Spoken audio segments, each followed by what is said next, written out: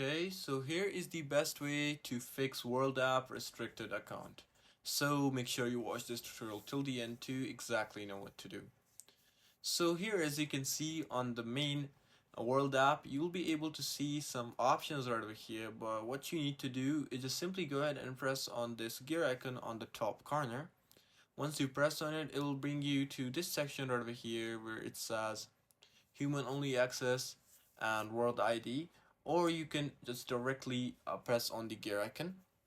Once you press on it, it will bring you to the settings tab right over here, and you'll see a few options right over here, but you just gotta go ahead and press on the option of support.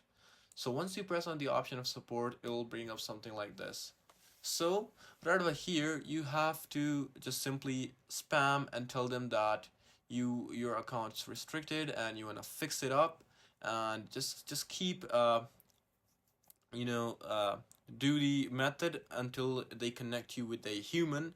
And once the human is connected with you and they're trying to ask you what's your problem, just tell them that your account has been restricted and you want to fix it up. So yeah, this is it on how you can fix restricted account on World App. So I hope this tool actually helped you out. I'll see you soon.